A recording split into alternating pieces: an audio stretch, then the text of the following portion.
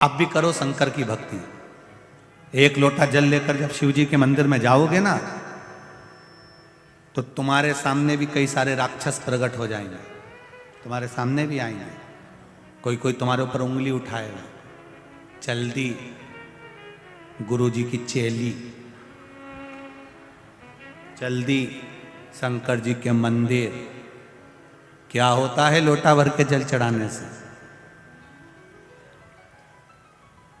जो तुमको ज्यादा ज्ञान देना कि शिव जी को जल चढ़ाने से क्या होता है, शंकर भगवान के मंदिर जाने से क्या होता है, तो उनसे हाथ जोड़कर कहना, इतना जोरदार ज्ञान तू अपनी लुगाई को क्यों नहीं देता?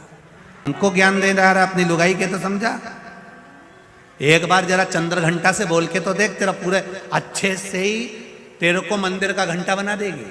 बोलना उससे, उससे बोल कि हरतालिका तीज का पूजन करने से क्या होता है, करवा चौथ का व्रत करने से क्या होता है, शिवरात्रि का व्रत करने से क्या होता है, सावन के महीने में शंकर जी की पूजन करने से क्या होता है, भगवान शंकर का अभिषेक करने से क्या होता है, ब्राह्मण को घर में पूजन कराने से क्या होता है। तू अपनी धर्मपत्नी को समझाना, दुनिया को ज्ञान दे रहा है, कुछ नहीं होगा। लोटा भर के जल चढ़ाने से कुछ होता है? ये पत्र ये सब फालतू के क्या लिखा है? मैं सीमा राजकुमार नागपुरे इंदौर से हूं। कहीं बैठी हो सीमा जी? तो हाथ हिलाइएगा। आप ही हैं? श्री शिवाय नमस्तुभ्यम। दोनों हाथ हिला दो एक बार ऐसा।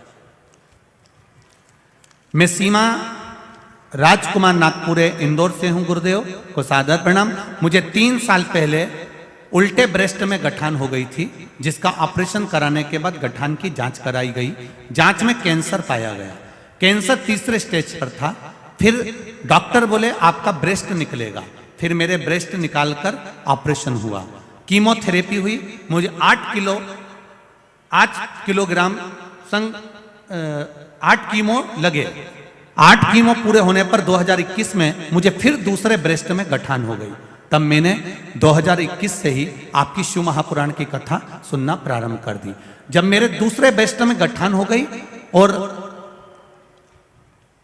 फिर बताया, आपने टीवी पर जो उपाय बताया था वो करना प्रारंभ करा। एक बेलपत्री शिव जी को चढ़ाकर खाना, जल चढ़ाकर शिव जी को आना। मैंने करना चालू कर दिया। भोले बाबा को जल चढ़ाती, बेलपत्री खाती, बाबा से रोज विनती करती, बाबा से बेलपत्र मांग कर लाती, बाबा मुझे औषधि दे दो, मेरे शरीर में फिर गठान हो गई है, बाबा इसको गला दीजिए। यह मैं कुंदकेश्वर महादेव का नाम लेकर करती, जैसा आपने बताया था। बाबा को रोज बोल कर आती और औषधि बना दो बाबा, ऐसा कहकर लेकर आती। बाबा की कृपा गठान को गलाने का कहती। गुरुजी भोले बाबा ने ऐसी कृपा करी कि मैं वर्णन नहीं कर सकती। मेरी 1 महीने के अंदर जो दूसरी गठान हो गई थी, डॉक्टर को दिखाया तो पूरी गठान गल चुकी थी। मैं कैंसर से बच गई। मैं बाबा को यहाँ प्रणाम करने के लिए आई हूँ। गुरुदेव मुझे जमकर खांसी हो गई, क्योंकि कैंसर का शरीर था। फिर जमकर जब खांसी हुई, फिर मैं वापस डॉक्टर को दिखाने के लिए गई, तो डॉक्टर ने आश्चर्य करा और मेरी खून की जांच हुई। जब खून की जांच कराई गई, सारी जांच देखी गई, तो मेरी सारी जांच नॉर्मल आई और मेरे शरीर से कैंसर भी समाप्त हो गया।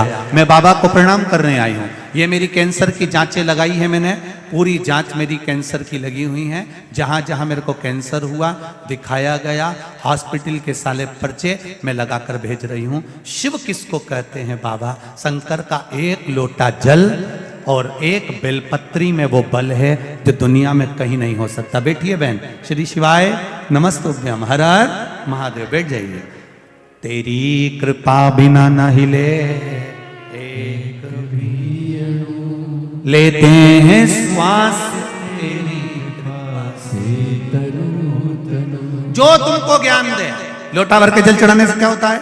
शिव जी पे बेलपत्र चढ़ाने से क्या होता है? उनसे क्यों अपनी लुगाई में अगर आदमी घुसता है, प्रवेश करता है, तुम कभी नहीं टोकते, पर सनातन धर्म में आगे बढ़ता है तो 25 बार उंगली उठाते हो।